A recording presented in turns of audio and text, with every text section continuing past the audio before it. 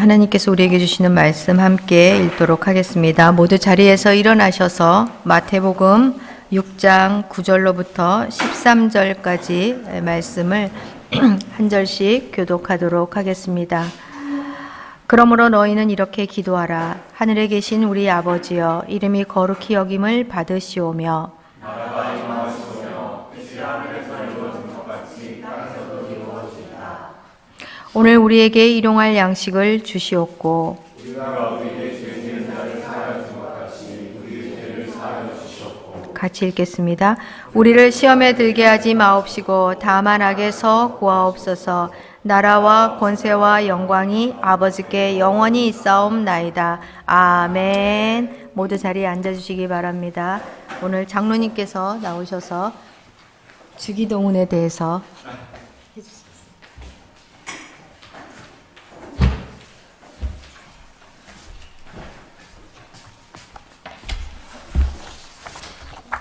할렐루야.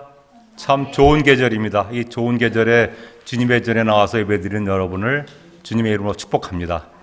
예, 다 같이 기도드리겠습니다. 부활의 기쁨과 소망을 주신 주님, 이 부족한 종이 주님의 말씀을 들고 거룩한 단에 섰습니다. 주님이 가르쳐 주신 기도를 올바르게 전할 수 있도록 저의 마음과 입술을 주장하여 주셔서 전하는 말씀을 통해 우리 모두 새로운 삶을, 주님의 뜻을 발견할 수 있는 그러한 시간 될 수 있도록 인도하여 주시옵소서. 예수님의 이름으로 기도하였습니다. 아멘. 오늘 전하는 말씀은 여러분들이 잘 아시는 주기도문에 대해서 말씀을 나누고자 합니다. 우리 어린이 예배 때도 보면 아이들이 늘 주기도문을 자연스럽게 외우는 걸 봅니다.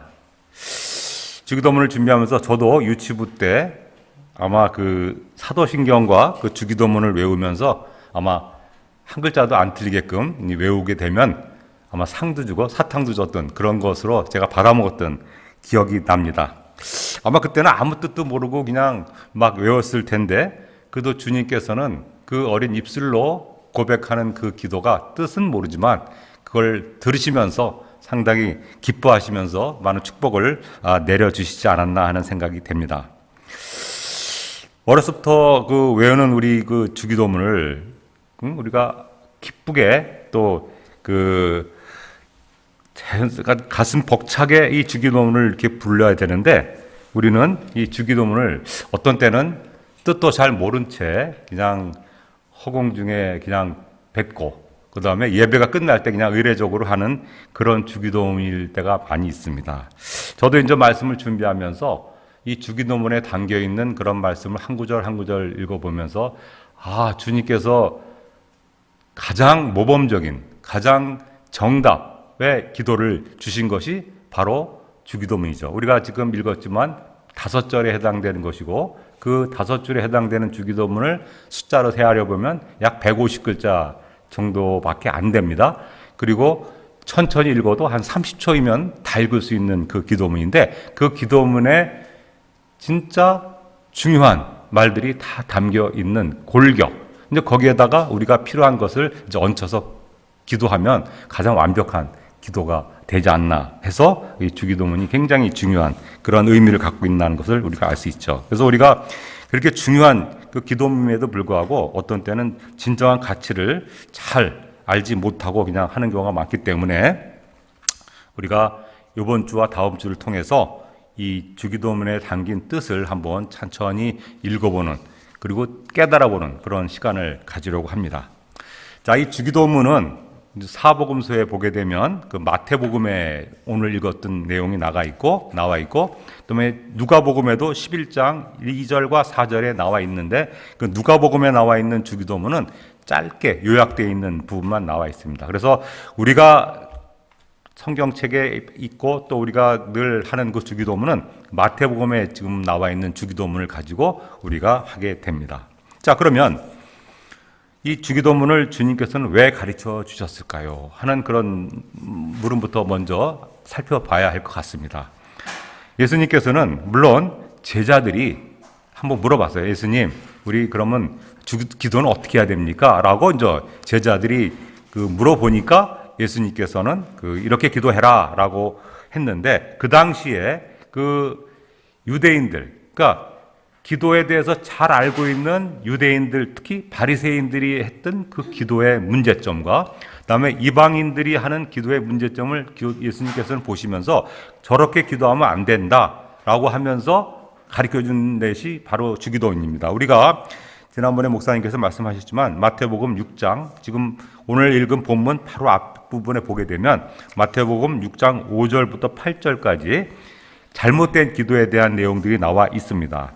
특히 이제 유대인들은, 특히 유대인 중에서 바리새인들은 어떻게 기도했냐면 남들이 보이라고 큰 소리로 나는 잘했는데 쟤들은 못했어요, 이렇게 고자질해 가면서 드리는 것이 그 당시 바리새인들이 하는 기도였습니다. 그렇게 하면 안 된다라고 하는 차원에서 예수님 말씀하신 거고, 두 번째, 이방인들은 기도를 어떻게 해야 될지를 이 사람들은 모르는 사람들이에요. 그래서 그 사람들이 하는 기도는 중언부언하는 기도를 한다고 그랬어요.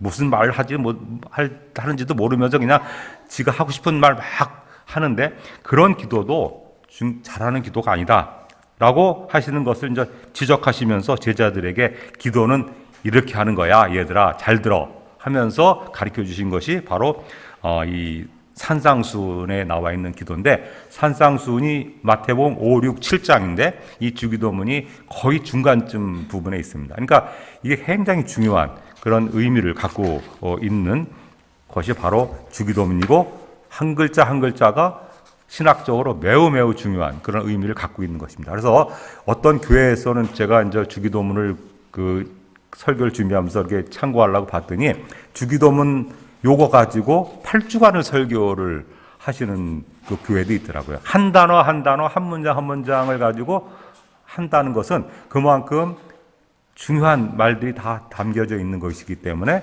그렇게 오래 기도합니다. 그래서 저도 이 주기도문을 처음부터까지 한 주에 끝내려고 했더니 그건 저의 교만인 것 같아가지고 목사님께 특별히, 저도 힘들지만 한 주, 2주 나눠서 해야겠습니다라고 이제 우리가 하게 된 것입니다. 자, 그렇게 이제 우리가 주기도문을 시작할 때 마태복음 6장부터 6장 9절부터 시작하게 되는데 앞부분에 이런 말이 나와 있어요. 너희는 이렇게 기도하라. 여기까지는 서로, 그러니까 그 도입부가 되는 거기 때문에 주기도문이 아니기 때문에 너희는 이렇게 기도하라 라고 하는 말에서 우리가 어떤 의미가 있는지부터 먼저 발견을 해야 될 것 같습니다. 먼저 거기에는 기도할 수 있는 자격을 인정해 준다는 것입니다.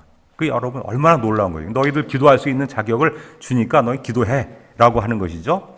이러한 은혜는 아무에게나 주어지는 것이 아니고 주님을 나의 구주로 고백하는 성도들, 우리들, 그죠? 우리들을 향해서 하나님 주신 특권이 바로 이 기도를, 그러니까 우리가 기도할 수 있다는 것은, 기도하는 것은 바로 믿는 자들이 갖는 하나님이 주신 특별한 특권이다라고 생각하시면서 기도를 해야 된다, 이렇게 이제 알아야 된다는 얘기죠.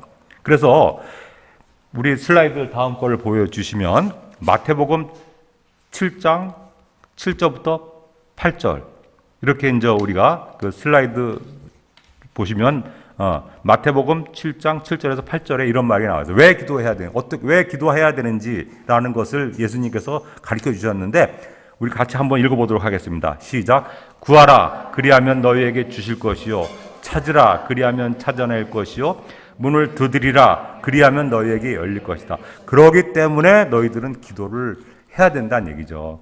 응?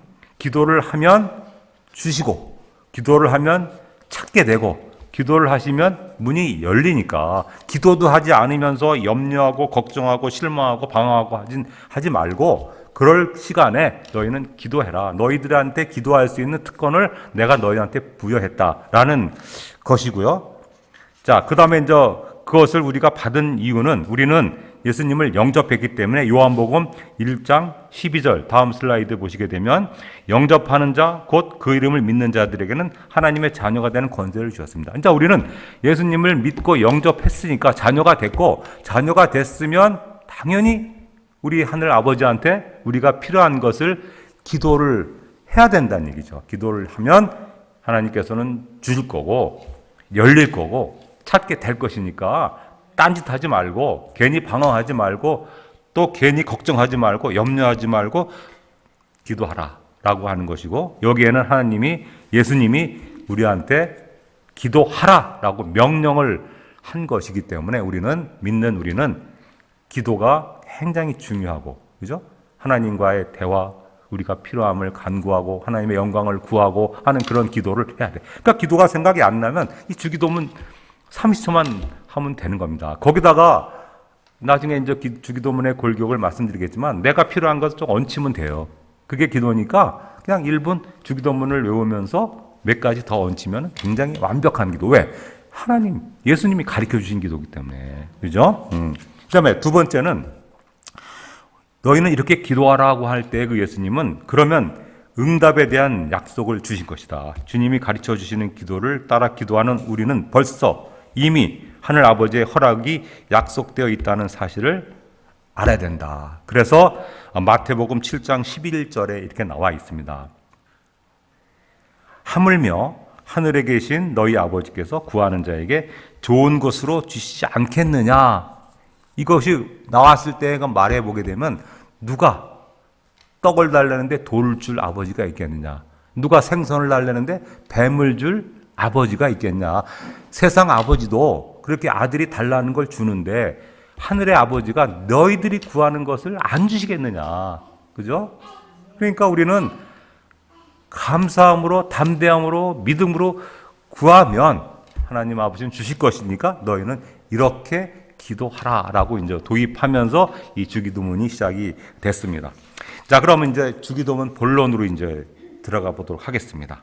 자, 오늘 마태복음 6장 9절에 나와 있는 그런 그 주기도문을 보게 되면 크게 아까 얘기했듯이 우리가 5절에 나와 있고 150자리지만 이것이 크게 이제 세 단락으로 이렇게 나눠져 있는 것을 먼저 아셔야 됩니다. 첫 번째 부분은 하나님의 이름을 부르는 것, 하늘에 계신 우리 아버지, 요게 이제 한 단락이 되는 것이고, 그 다음부터 나와 있는 이름이 거룩히 여김을 받으시오며 뜻이 이루어질 것, 하나님의 나라가 오게 하시며 하는 것과, 그 다음에 일용할 양식을 주시고 죄를 사하여 주시고 악에서 구하시고 시험 들지 말게 하시고, 그런 부분이 우리가 청원 간구 부분인데 거기에는 6가지의 간구 부분이 나옵니다. 그래서 하나님을 위한 간구 3가지, 그 다음에 우리를 위한 간구 3가지, 총 6가지니까 거기에 이제 우리를 위한 간구 안에 기본적인 것은 예수님께서 중요한 3가지는 가르쳐 주셨지만, 여기에 이제 각자 간구를 이제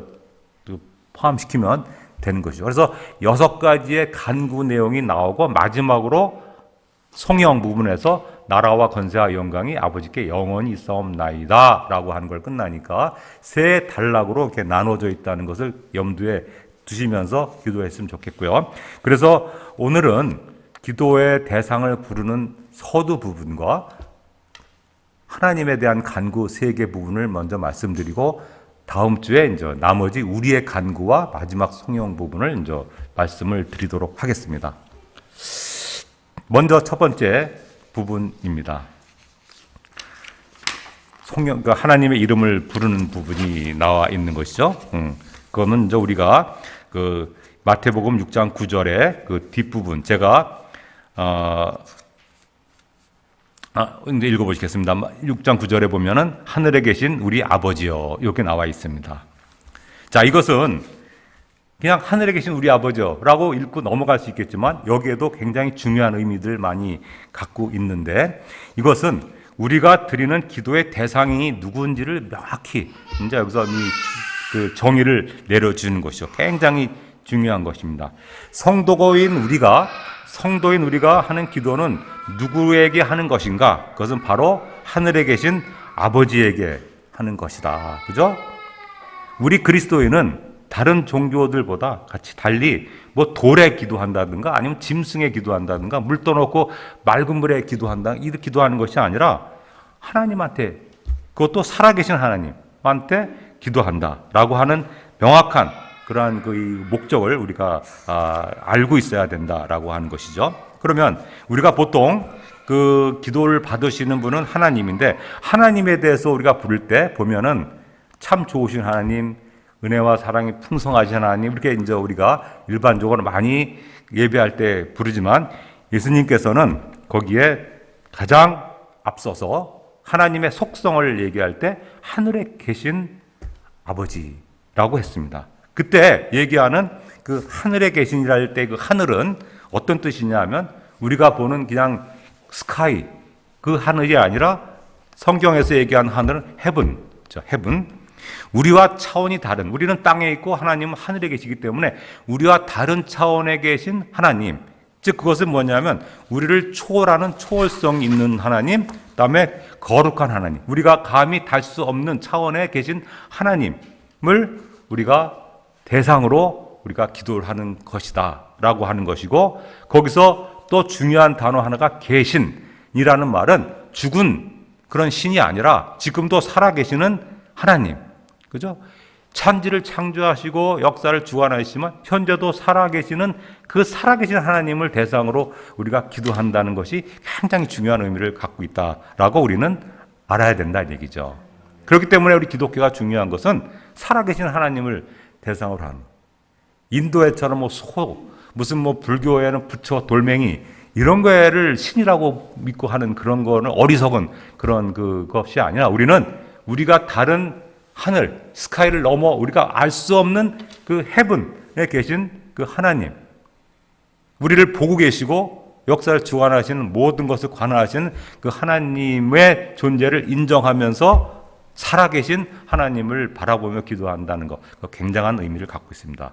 두 번째 또 중요한 것은 거기에 아버지라는 말을 붙일 때 거기에 우리 아버지라는 말을 붙였죠. 우리 아버지. 그러니까 다른 아버지가 아니라 우리들의 아버지, 나의 아버지, 너의 아버지, 우리의 아버지. 예수님은 하나님의 아들이세요. 하나님의 독특한 독생자의 아들이잖아. 그러면 예수님은 하나님의 아들이야. 그러니까 예수님이 아버지라고 하는 건 되지만 그 우리도 아버지일까? 라고 하지만 예수님께서는 나의 아버지지만 너도 아버지야. 너희들도 아버지야.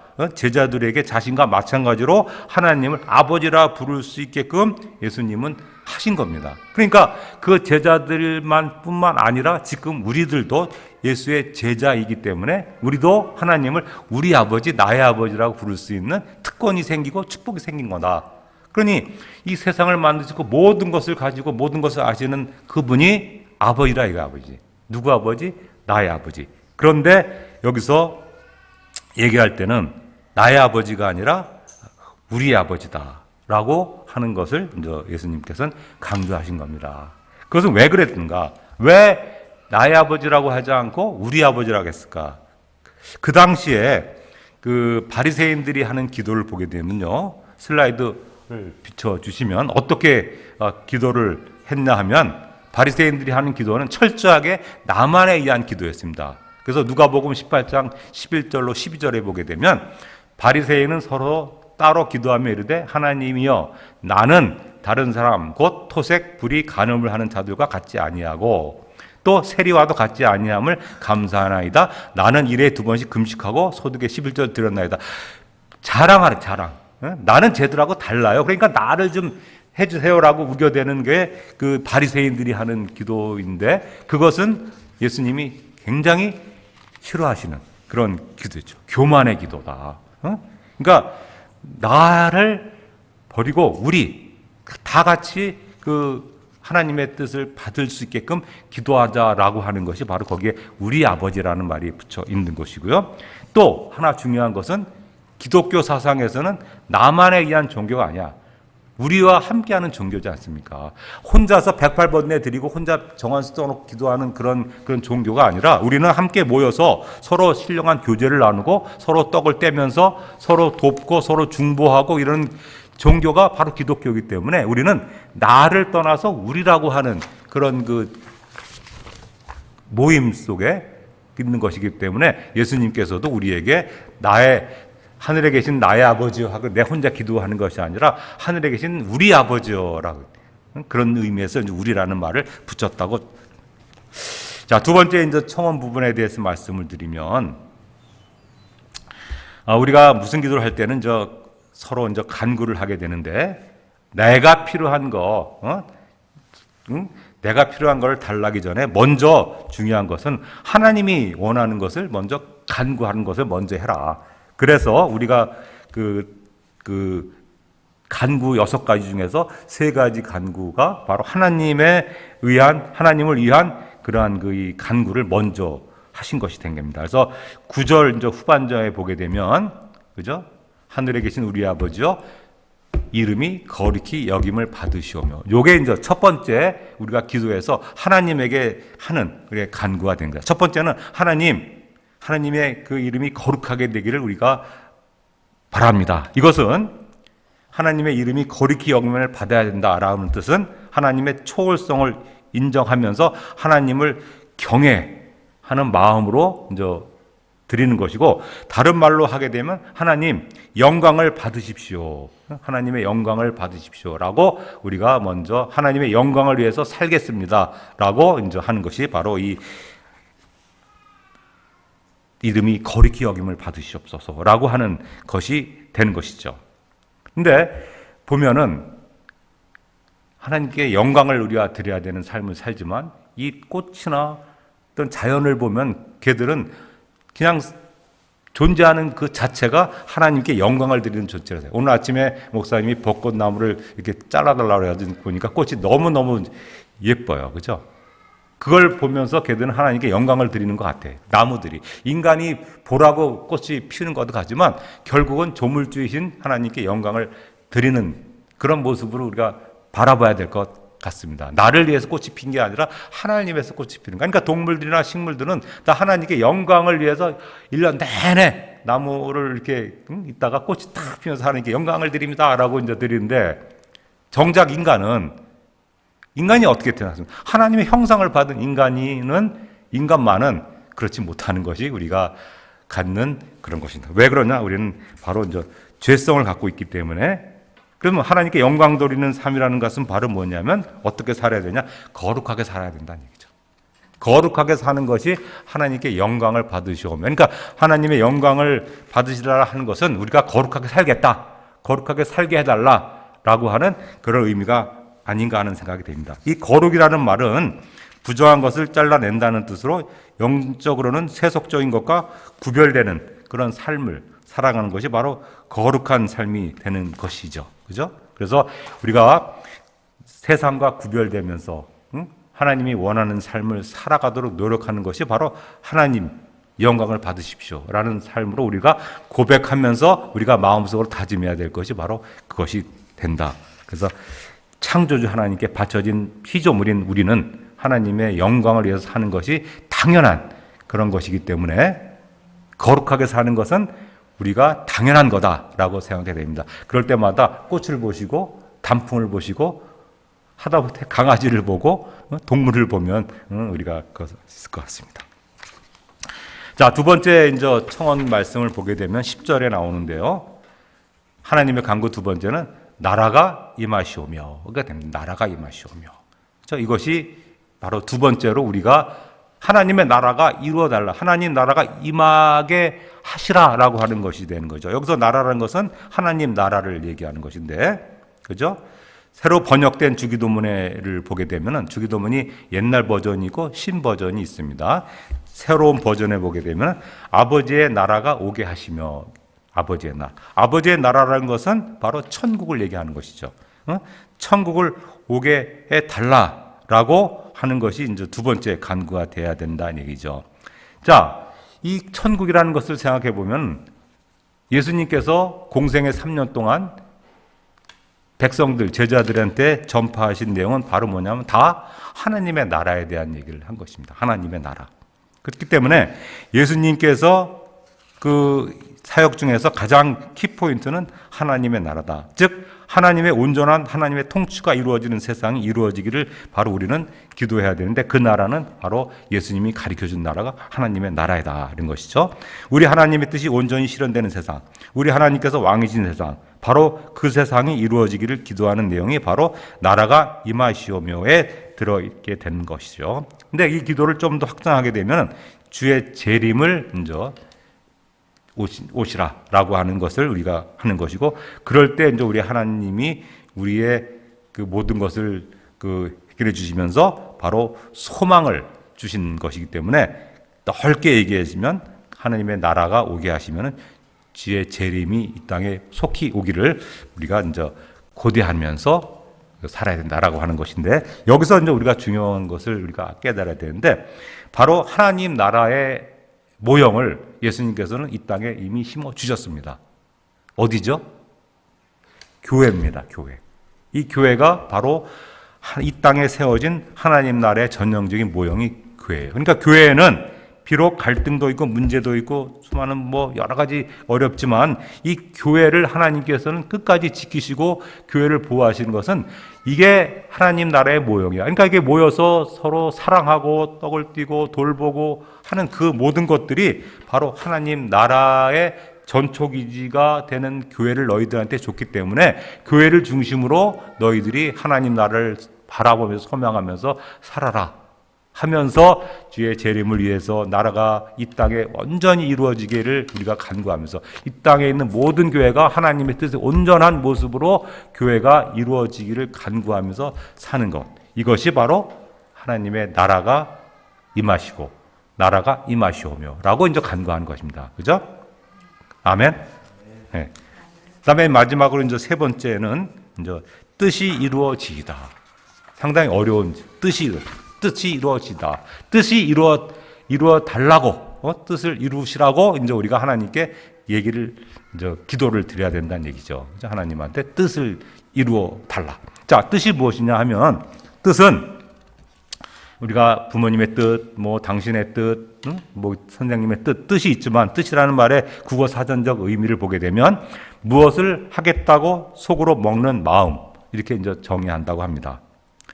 정리하면 속에 있는 마음이 겉으로 드러내는 것인데, 글이나 말 또는 행동으로 드러내 보이는 것이 바로 뜻이다. 적용하면 하나님 아버지 속에 있는 마음을 드러내 이루기를 간구하는 기도가 바로 하나님의 우리가 뜻을 이루라는 것. 그 뜻은 바로 하나님의 뜻인 거죠.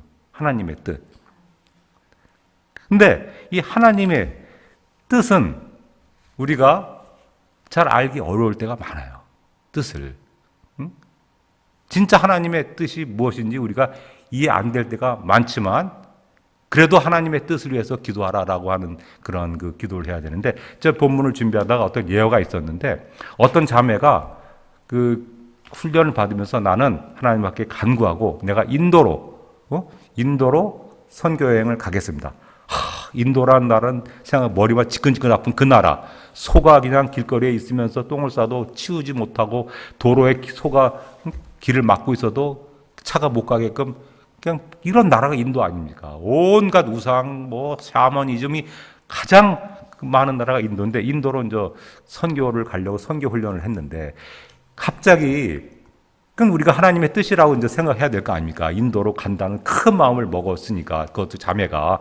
그런데 갑자기 언니가 갑자기 사망을 했어요.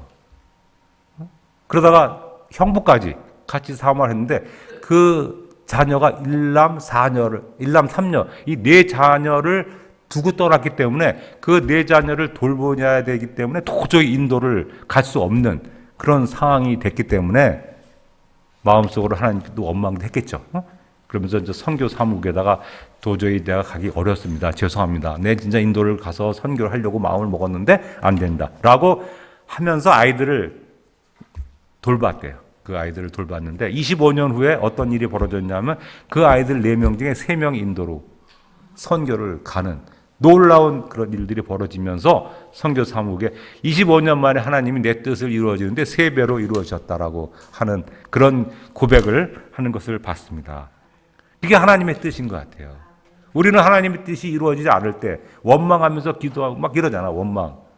그럴 때 우리는 원망하고 그것이 아니라 하나님의 뜻이 무엇인지를, 이게 진짜 하나님의 뜻인지 내 뜻인지 그것을 분별할 수 있는 분별력을 분명히 가져야 된다. 그러기 위해서 기도하고 간구하고 말씀 보고 다른 사람들한테도 그 뜻을 물어보면서 진짜 이것이 내 뜻인지 하나님의 뜻인지, 진짜 우리가 품고 있는 뜻이 하나님의 마음에 합당한 뜻이라면 어떠한 방법이 되든 간에 하나님께서는 반드시 그것을 이루신다라고 하는 마음을 갖고, 비록 내가 품었던 뜻이 안 이루어진다 할지라도 하나님의 뜻은 분명히 다른 곳에 있을 것이야 라고 하는 그런 생각을 가져야 할 것 같습니다. 그래서 그런 뜻이 무엇인지 잘 헤아려야 되는데 하나님의 뜻을 이렇게 이제 제가 살펴보니까 하나님의 뜻이 이제 있다고 우리가 그것을 이루어야 된다라고 했을 때 하나님의 뜻에는 계시되지 않은 하나님의 뜻이 있고 계시되지 않은 뜻이 있고 우리가 도저히 알 수 없는 것이죠. 그다음에 어떤 것은 이미 하나님이 계시한 뜻이 있어요. 자, 계시되지 않은 하나님의 뜻은 바로 뭐냐 하면 종말 이런 거. 이런 것은 분명히 하나님이 그 때와 시기는 하나님의 있는 거죠. 하나님 안에 있는 건데 우리는 그 뜻을 알려고 하면 안 됩니다. 언제 어느 때에 재림은 우리가 알 수 없는 곳에서 알 수 없는 때에 하나님의 뜻이 이루어지는데 그 뜻을 알려고 막 하면서 언제 재림이 올 거야 라고 하는 그런 사람들이 얘기하는 것은 다 이단이기 때문에 그러한 하나님의 뜻은 우리가 알아야 될 필요가 없는 것입니다.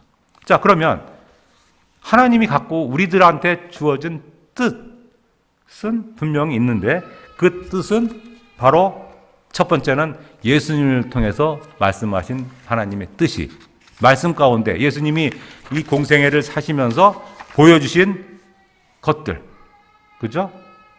섬김, 나눔, 희생 이런 것들이 해라, 너희는 이렇게 하라, 이렇게 하라 이렇게 했던 그것들은 다 하나님의 뜻이니까 군말 말고 우리는 예수님의 말씀하신 그 하나님의 뜻을 실천해야 되는 것이고요. 아멘. 두 번째는 하나님의 뜻이 어디에 나와 있나? 성경 말씀에 나와 있는 것이. 구약과 신약을 통틀어서 구약에 제사 지내는 얘기, 그다음 우상 숭배하지 말라는 얘기, 십계명해 주신 그 얘기, 이 모든 것들은 다 하나님이 뜻이고 그 하나님의 뜻을 너희들은 따라라 라고 하는 것이기 때문에 그건 철저하게 우리가 따라야 되는 것이고, 그 다음에 두 번째 하나님의 뜻은 바로 신약의 그 복음서에 나와 서신서에 나와 있는 것들인데 뭐 성령의 열매 뭐 이런 것들이 바로 하나님의 뜻입니다. 그러니까 우리는 뜻이 이루어지길 위해서 기도할 것뿐만 아니라 그 뜻을 이루기 위해서 우리는 열심히 이제 기도해야 된다라고 하는 것이죠. 그래서 이렇게 이제 기도는 이렇게 주기도문에서 짧게 몇 절 나왔지만 아주 굉장히 중요한 것이기 때문에 이러한 것을 분명히 알면서 여러분들이 이제는 좀 더 차원 높은 하나님을 생각하면서 예수님을 생각하면서 기도를 드리는 여러분이 되시면서 하나님이 진짜 잘했다 충성된 자와 우리는 내 잔이 넘칩니다라고 하는 고백이 우리 모두의 고백이 되기를 주님의 이름으로 축원합니다.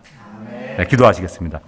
하늘에 계신 우리 아버지요, 예수님을 통해 우리에게 주기도문을 주셔서 감사합니다. 단지 주기도문을 외우는 신앙이 아니라 주기도문대로 살아가는 신앙이 되게 하여 주시옵소서.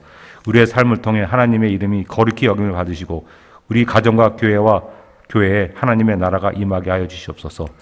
이 모든 말씀 예수님의 이름으로 기도하였습니다. 아멘.